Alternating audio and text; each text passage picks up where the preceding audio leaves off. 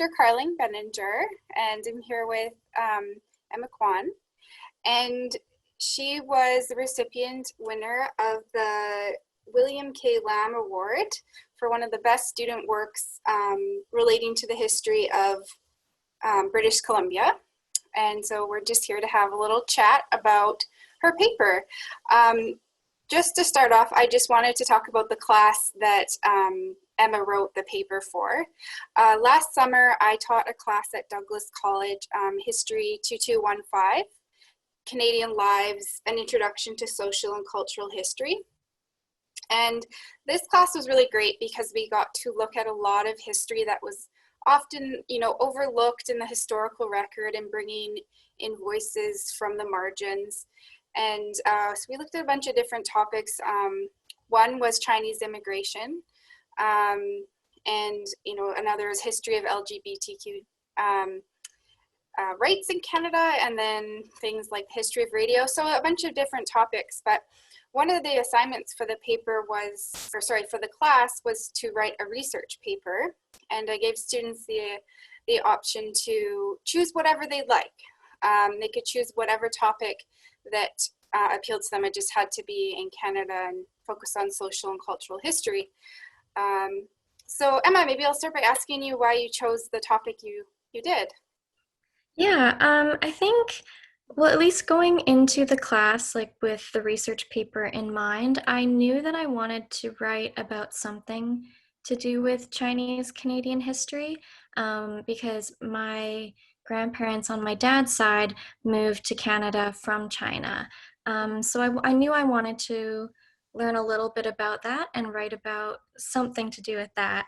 And I remember in class, we had just talked about different types of jobs that Chinese immigrants did, and something about the hand laundry business just kind of stood out to me as something really interesting, because I didn't really know it was a thing, and I never really heard about it.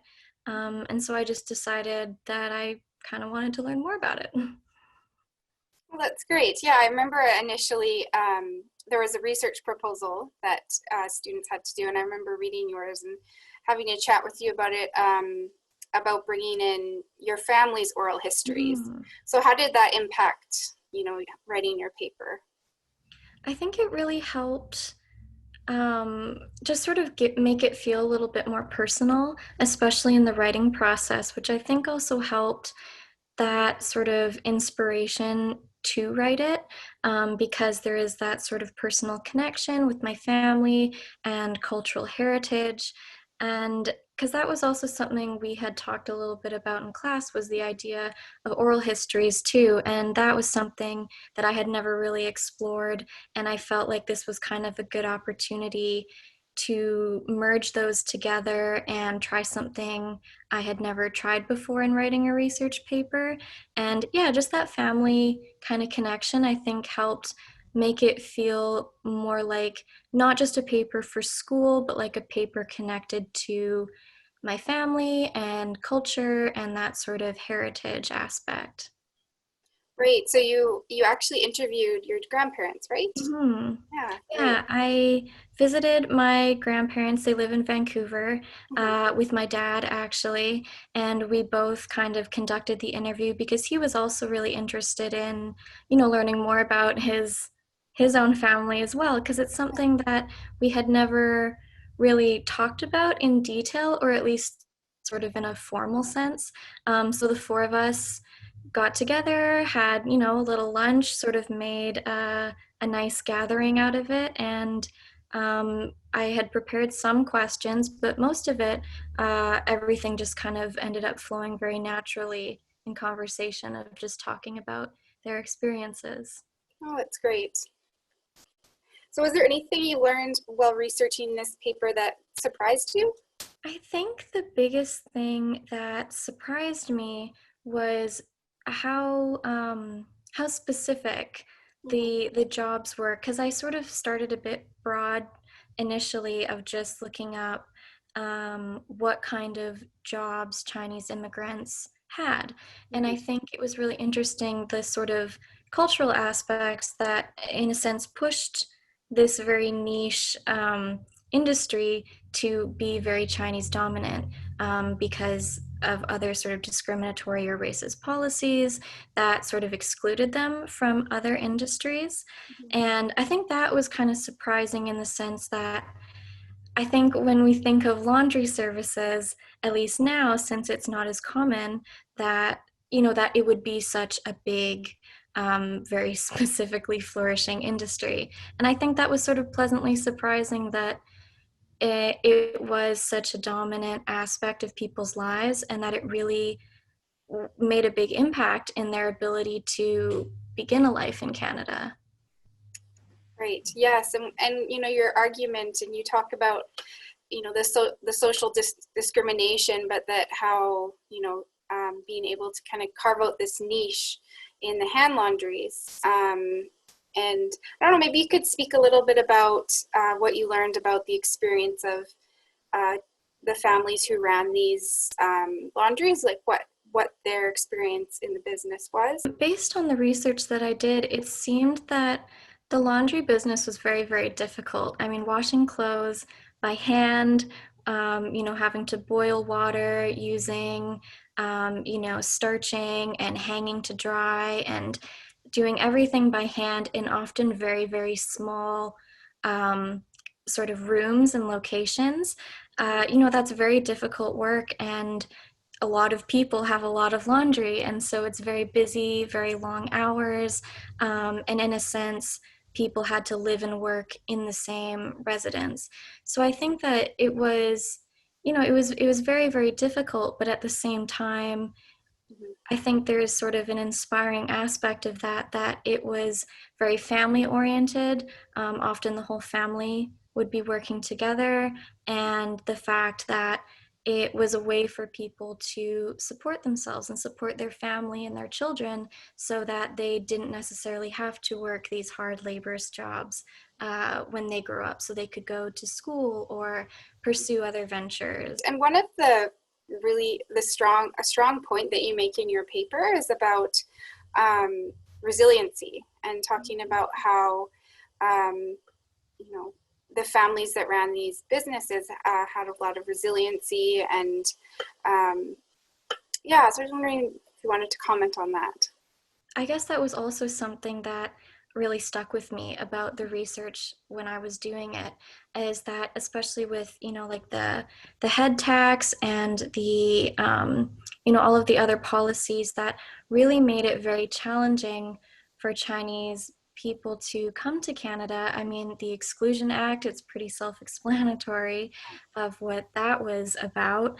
And but people that came over, they worked really hard regardless of all of these policies or the taxes or prices that they had to pay, because they wanted to provide a better life for their families. And I think that working through all of those long, hard hours, and yeah, just that idea of resilience where it's like, it was really tough and there were a lot of things um, working against them in many ways, like socially, with, yeah, just different policies and government, and even just as a, sort of the white side of Canada being very discriminatory and a lot of racism, that, they didn't give up, and they kept working and kept doing what they had to do. And even though it seems that the Chinese presence in Vancouver was often tried to get pushed out, I mean, even today there is still a very vibrant Chinese cultural community. So I think that really speaks to the fact that they weren't sort of pushed out necessarily or put down. Right. Great. So why do you think it's important that, in history classes, or, the classes you take as a student, do you think that it's important to have, local history in the classroom, or even regional or provincial? Yeah, absolutely. I mean, like personally, that is sort of what made me excited about history, is learning about where I live. Yeah. Because I think that sometimes history can feel very far away or very distant, because not only can it be in a completely different time period, it can be in different locations, but I think there's something about learning about where you live that really brings history to life in a sense, because even when you're walking around Vancouver and you recognize some of these streets that you've seen in archival photographs or that were mentioned, it feels like it kind of brings it back to where there's that connection, and it kind of makes it feel a little more real and a little more personal, especially when I think of places that I've learned about in BC and the Vancouver area that I've had the opportunity to visit. There's something that I can sort of bring to that experience where I'm like, oh, I remember reading about this, and this happened in this place. And it makes it a lot more interesting than just walking around downtown and seeing buildings and just kind of passing through, but feeling connected to where you live by knowing the history of it. So I do think it is really important that people learn about it. And I also think it would make maybe history a bit more interesting for a lot of people who feel kind of intimidating or skeptical about history, because it's something a little bit more concrete where it's like, you live here. This is your history too, in a sense.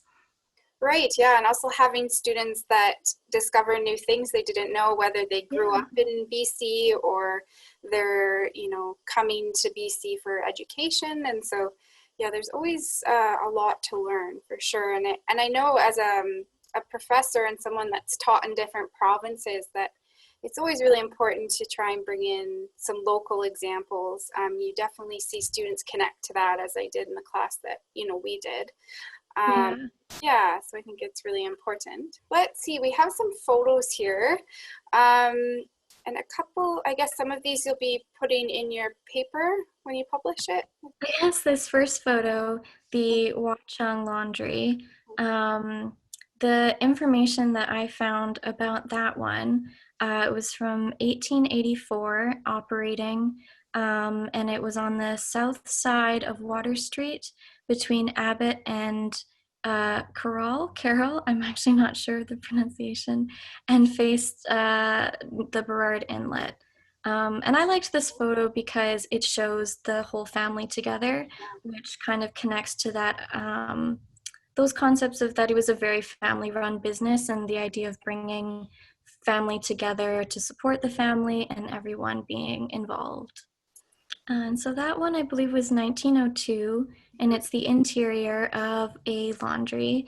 And I think in this one, something that stood out to me when I first saw it was how cramped and small it appears. Like you can see there are some of the equipment on the floor and on one side of the photo, and on the other side it kind of looks like seating or sleeping area, which is kind of an example of living and working in the same space, and how often these spaces were very small, but you kind of just had to make it work, and regardless of some of those spatial limitations. So in this one, you can see the laundry in the middle there. And I think something that is very striking about this photograph is the contrast between sort of old and new in them. Whereas, on one side, there's sort of that more, that tall, bigger building. And then on the other side, where the laundry is a little less new, not quite as fancy or anything. Right. So you can really see that kind of contrast, sort of economically, socially, culturally, of what these businesses kind of represented. So this one is talking about, the labor involved, saying that, they shouldn't be laboring more than 17 hours a day, which to us now is a lot. Obviously working quite a bit. Um, I do know in your paper you briefly touched on labor organization. Yeah. Mhm, Um, so let me just, yeah, so I did find information of a Chinese laundry workers union. mhm, I believe it was called the Sai Wa Tong, formed in 1906. And that was a union that advocated specifically for laundry workers' rights. And they successfully were able to petition for shorter work days. So kind of what this article is talking about, short hours. And I Right. think what is really interesting about that is that 17 hours was considered short. Yeah. So I think that really speaks to how hard these families had to work and how much they were working in order to say, we want to shorten to 17 hours. And by today's standards, that is a very long work day. But yeah, I think something interesting, at least about the workers' union for the Chinese laundries, was I think that sort of going back to one of the previous questions was something that kind of surprised me because, even though it was relatively small and I wasn't able to find sort of what became of the union in later years other than sort of successfully advocating for those shorter work days, just the fact that there was that sense of community solidarity in advocating for their rights because something I kind of also mentioned in the paper that I wrote was that there were so many factors that were in a sense working against them or trying to suppress or oppress, and that the fact that they were able to get together and say like, no, I'm going to advocate for my rights and myself, and they were successful. And I think that's really wonderful. Yes, it's a very important part of the story. It's that piece too. Definitely. Yeah, like that it's important to remember that it wasn't necessarily all terrible. That Yeah.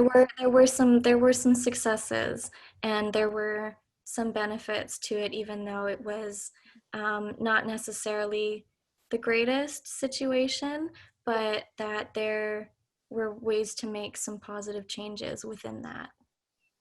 Right. Yeah, and you mentioned too in the paper about the segregation and like the Chinatowns.